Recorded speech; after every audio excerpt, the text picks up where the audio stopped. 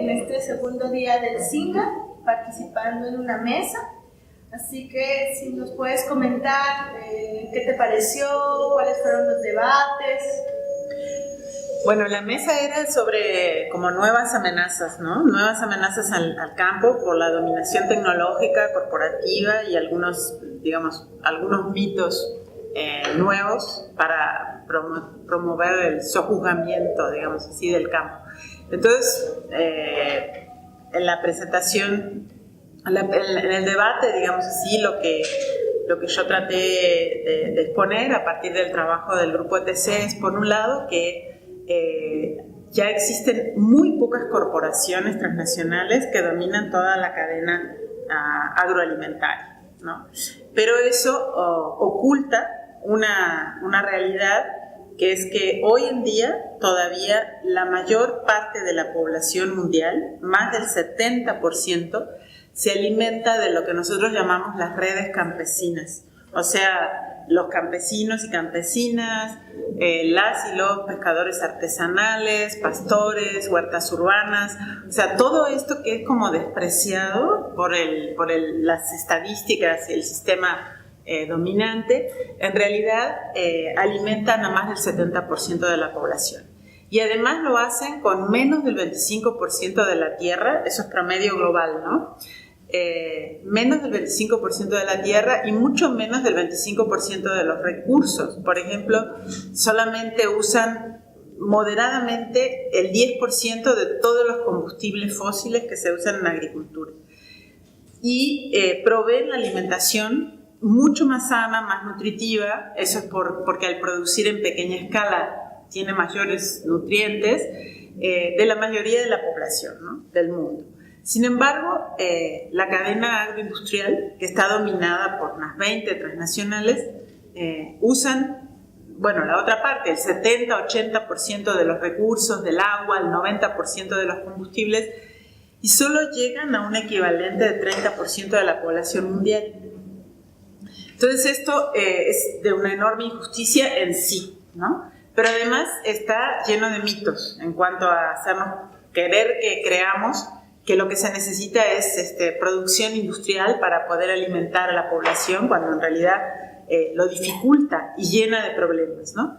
Y otro tema, digamos así, que vimos varios temas relacionados a esto, pero también el hecho de que en este momento hay una serie de fusiones en curso entre las empresas más grandes, como Monsanto, que es la emblemática así de la agricultura, que se está fusionando con Bayer, ¿no? Que es otra emblemática en todo el sector de venenos y farmacéuticos, pero también lo está haciendo Syngenta con ChemChina y lo está haciendo DuPont con Dow. Entonces, si estas fusiones se concretan, van a pasar a dominar más de las 3/4 partes de los agrotóxicos y 3/4 partes de las semillas de todo tipo, aparte de que controlan todas las semillas transgénicas. Y esto es apenas una primera ronda, o sea, el tema de la mesa era plantear lo que no se ve, las nuevas cosas, ¿no? Entonces, una cosa que no se ve, porque muchas veces no la vemos, es esta realidad de que la mayor parte de la comida la producen ya esos que se desprecian porque son de subsistencia o pequeños o porque no se ven. La otra cosa es que estas fusiones son apenas una primera ronda. Y hay una segunda ronda que tiene que ver con el control digital y la automatización de la agricultura, y en donde vienen todas las empresas de maquinaria, sobre todo que son mucho mayores y que se han dedicado a juntar datos de suelo, climáticos, etcétera, y que ya están en colaboración con los gigantes genéticos, le decimos nosotros, o sea, con Monsanto, Syngenta, DuPont, y se los van a comer. Y esto sí que está por ahora fuera del horizonte. Y uno dice, bueno, ¿por qué se lo van a comer? O sea, ¿solo porque son más grandes? No es solamente por tamaño, es también por tecnología. Entonces, lo que está sucediendo es de que hay una automatización muy grande y control y vigilancia en el campo, porque son las mismas fuentes, por ejemplo, drones, satélites, etcétera, que se supone que son para hacer más eficiente esa producción, que ni siquiera llega al 30%, pero es como hacer más eficiente esa producción, y está provocando toda una nueva ola de digitalización, de informatización y automatización de la agricultura industrial, para lo cual necesitan más tierra, más agua, más territorios, y entonces tiene un impacto sobre también quienes hoy en día tienen ya poca tierra, pero que están en esos territorios, ¿no? Entonces, esta nueva ola que por un lado es como la automatización, que promueve el desempleo rural, que promueve mayor vigilancia, va a formar superentidades así corporativas, en donde el objetivo es crear una agricultura sin agricultores, por un lado, ¿no? Y por otro lado, que los agricultores que queden o las empresas que queden produciendo en el campo tengan que ir a una ventanilla única, que es una empresa que desde las semillas, los agrotóxicos, la maquinaria, los mapas genómicos, los datos del clima, los seguros agrícolas, todo se lo va a vender en una sola empresa. Entonces, este es otro de los temas, digamos así, que pusimos, que no se trata solo de volumen, es que son empresas que por controlar todos los sectores estos van a tener un enorme poder de negociación sobre políticas públicas, sobre infraestructura, sobre cómo ilegalizar cualquier otra forma de producción que no sea la que ellos están favoreciendo, ¿no? Entonces, ese fue otro de los temas, digamos así, que pusimos. Y ya, digamos, salieron muchas discusiones, ¿no? Pero creo que no quiero dejar de nombrar otro elemento, que es que en este momento la agricultura industrial, o sea, el sistema alimentario agroindustrial, es el principal factor de cambio climático. Entonces, eso cuando se extrapolan, ¿dónde van los transportes? ¿Por qué se produce la deforestación? Que es una de las causas principales del cambio climático.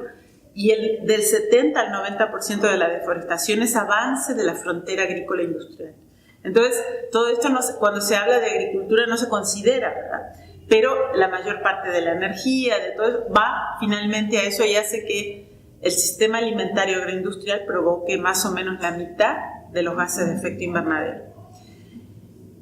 Contrapuesto a esto, entonces, como cada vez generan problemas más graves con respecto al cambio climático, lo que hay es que la propuesta desde las corporaciones, desde los gobiernos, son más tecnologías o falsas soluciones como los mercados de carbono. Este segundo tema, el de los mercados de carbono, que es cómo inventar nuevos negocios que en realidad no cambian en nada la situación, o sea, no disminuyen los gases, no cambian la estructura productiva, no cambian los fósiles, pero se venden créditos de carbono y crea un nuevo mercado, dando la ilusión, digamos así, de que si una empresa contaminante paga, con eso alcanzaría, digamos, ¿no? Bueno, este es uno de los temas que planteamos, y el otro que son las soluciones tecnológicas. Entonces aquí entramos en un terreno que hasta hace poco era como una especie de terreno de ciencia ficción, que es el llamado de la geoingeniería, que tiene poco que ver con la geografía y mucho que ver con el manejo de todo el planeta en su conjunto, como si se pudiera manipular el clima del planeta. Entonces, la manipulación del clima. Es decir, bueno, hay cambio climático, se sabe de dónde sale por el uso de combustibles fósiles, por la agricultura industrial, por la urbanización descontrolada, por todas estas cosas que se desarrollan por fines de lucro, pero todo eso no se toca. Entonces decimos, todo eso va a seguir, y para poder manejar los síntomas, que es el aumento de la temperatura y el aumento del dióxido de carbono en la atmósfera, que está produciendo una serie de catástrofes así climáticas y ambientales, entonces el tema es crear tecnologías que bajen la temperatura o que saquen el dióxido de carbono de la atmósfera. Y a esto le llaman geoingeniería. Y por ejemplo, para dar una idea de las cosas que proponen, una de las cosas es crear una nube volcánica artificial sobre el Ártico. Es una propuesta seria sobre la que hay millones de dólares en estudios científicos de cómo crear una capa artificial que imite una nube volcánica para que los rayos del sol no lleguen directamente a la Tierra y por lo tanto baje el calor, baje la temperatura. Si esto se hiciera, por la propia dinámica del clima, al disminuir la luz y el calor, aumentan otras cosas. Entonces, esto desequilibraría todo el régimen de lluvias en Asia, en África, en América Latina, todo alrededor de los trópicos. Pero bajaría la temperatura. Entonces, es un ejemplo, que es uno de los más conocidos y estudiados de la geoingeniería, que muestra la lógica. La lógica es no cambiar nada, pero agregar soluciones entre comillas, tecnológicas que podrían incluso hacer peor todo esto, ¿no? Bueno, esos son, digamos, algunos de los temas que yo estuve planteando en esta mesa, ¿no? Lo interesante de esto también son las reacciones, ¿no?, de la gente y las propuestas. O sea, uno dice, bueno, esa fue un poco como algunos decían, era como la mesa del apocalipsis, el apocalipsis del Singa. Entonces, sí, bueno, lo que yo estoy contando es sobre todo los temas en los que yo me referí, ¿no? Porque después estaban las ponencias de Camila Moreno sobre el manejo especulativo de la economía verde, de cómo se quiere financiarizar y ponerle un precio a toda la naturaleza para que se vendan las funciones de la naturaleza como parte de este negocio de las falsas soluciones. Pero las respuestas, digamos, que hay a eso es justamente de que todo eso que parece muy invisibilizado, que son los campesinos, los pescadores, los sistemas de comunidad, sea agraria, sea urbana, los sistemas desde trueque a mercados solidarios, etcétera, todo eso tiene una importancia fundamental, no solo en la alimentación, también en la salud, también como es casi lo único que en este momento está deteniendo la catástrofe climática y ambiental, que es que la mayoría de la gente se dedica a otra cosa, porque son muy pocos finalmente los que están produciendo todo este desequilibrio global, ¿no? Y la injusticia que hay de recursos, de todo. Entonces, justamente lo que sale de ahí es un poco la propuesta de decir, bueno, desde situaciones como el Singa, ¿no?, como estos encuentros, por un lado se puede trabajar mucho más en derrumbar los mitos. No es verdad que necesitamos la agricultura industrial. No es posible enfrentar el cambio climático sin enfrentar la injusticia climática. No es posible. Hay que cambiarlo. O sea, siguiendo, digamos así, con el modelo que está, es evidentemente un modelo de alguna manera suicida, pero no es suicida porque prevé que van a tener sus propias islas de salvación y que los impactos van a ser sobre todos los demás, hacer las cosas de otra manera.